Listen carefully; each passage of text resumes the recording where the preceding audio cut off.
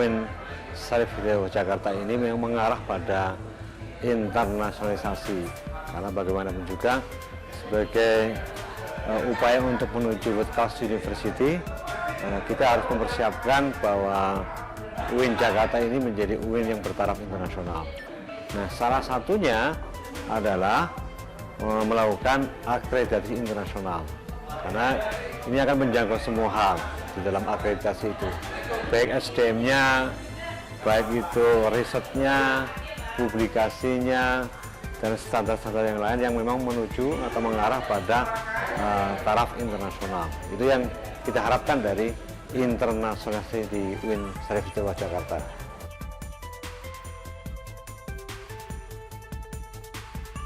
Tahun ini memang kita mengarah pada AQUIN dan ASIIN, yang ini memang basisnya ada di Jerman. Jadi yang kita siapkan beberapa prodi di UIN Jakarta itu untuk bisa terakreditasi secara internasional melalui AQUIN dan ASIIN. ASIIN ini lebih pada akreditasi itu prodi-prodi yang eksak ya. Jadi ini ilmu-ilmu yang sifatnya non eksakta itu akan ada di AQUIN, khususnya pada ilmu sosial lah. Jadi ini kategorinya ada di situ, sehingga kita masuk pada mana prodi yang masuk pada kategori yang ASIIN, mana prodi yang masuk pada kategori yang AQUIN. Ini sudah kita pilah-pilah. Jumlahnya itu kalau yang kita registrasi ke AQUIN itu ada 47, kemudian untuk yang ASIIN ada 13 prodi yang kita registrasi ke ASIIN. Skemanya AQUIN itu ada di Fakultas Syariah dan Hukum, lalu Fakultas Ilmu Tarbiyah dan Keguruan, lalu Fakultas Adab dan Hubungan Humaniora. Nah, itu masuk kategori yang AQUIN. Di samping prodi-prodi yang lain ya.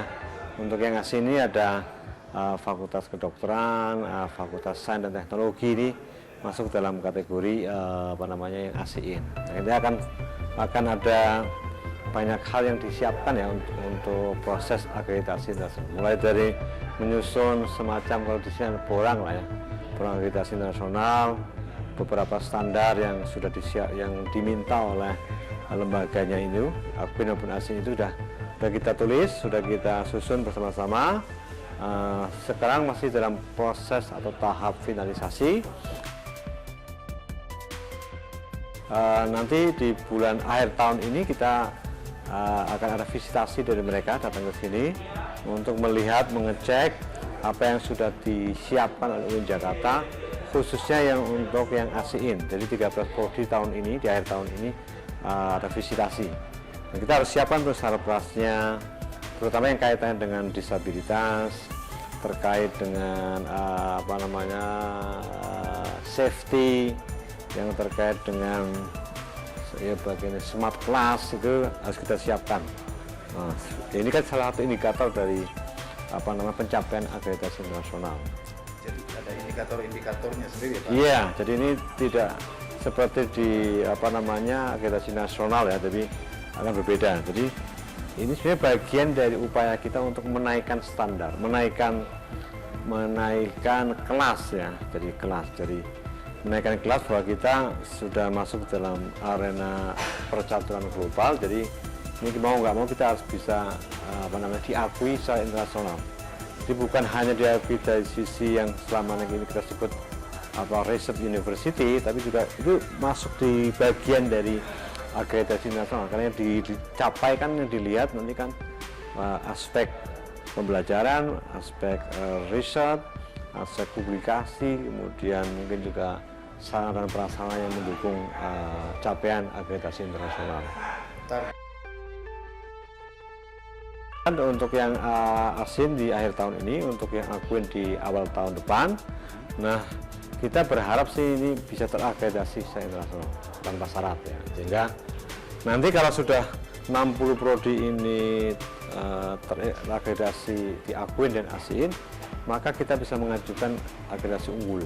Jadi kategorinya sudah naik level ya, jadi konversi dari akreditasi internasional ke akreditasi unggul. Yang kita minta 60 prodi di tahun depan sudah ada hasilnya, 60 prodi menjadi unggul.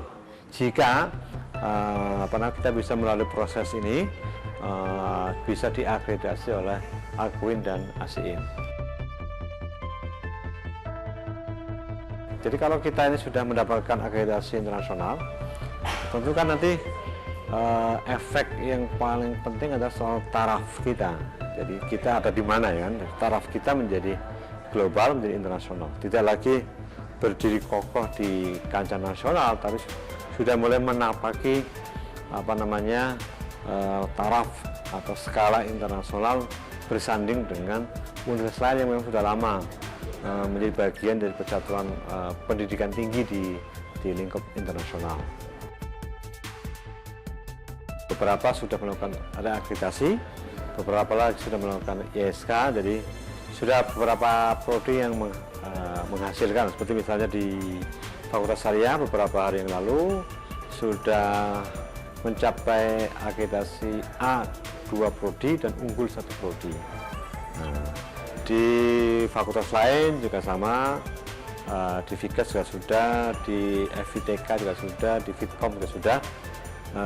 Tapi kita ingin menaikkan ini level gitu ya, menaikkan level kita ini. Jadi ya tipe unggul atau A-nya ini nanti akan bisa disokong oleh akreditasi internasional. Jadi ini jalan cepat yang bisa menaikkan reputasi kita di kancah internasional. Sesungguhnya bagi saya sih lebih pada outputnya, keluarannya yang paling penting. Jadi bagaimana kualitas luarannya ini yang sangat penting dibandingkan yang aspek administratif maksudnya. Jadi saya sih berharap para asesor itu tidak mengejar administrasi pendidikan, tapi mengejar luaran pendidikan. Jadi luarannya yang penting, kualitas mahasiswa lulusannya kayak apa itu, bukan pada skema administrasinya yang cenderung memang cukup jelimet ya, dan tidak memerdekakan. Jadi kampus kita nggak jadi merdeka kalau. Maka dengan peraturan Menteri Pendidikan yang baru itu saya ingin memerdekakan kampus-kampus ini untuk memperoleh akreditasi, jadi lebih simpel. Jadi dari input, kemudian proses, output kan disederhanakan begitu. Dan akreditasi juga berubah menjadi 2 kategori saja, terakreditasi atau tidak terakreditasi. Jadi nanti kalau sudah pengennya unggulan, kemudian dicapai, kalau ingin menaikkan levelnya lagi unggul.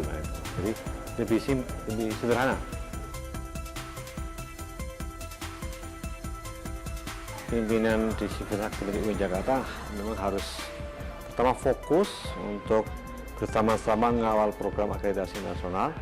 Yang kedua memberikan perhatian sangat serius ya, supporting system, kemudian hal-hal yang mendukung pencapaian akreditasi internasional itu harus terus menerus ya. Jadi ini penting, jadi jangan sampai ini hanya program kemudian tidak dikawal secara bersama-sama, yang mengakibatkan nanti pencapaiannya tidak maksimal, yang tidak kita harapkan.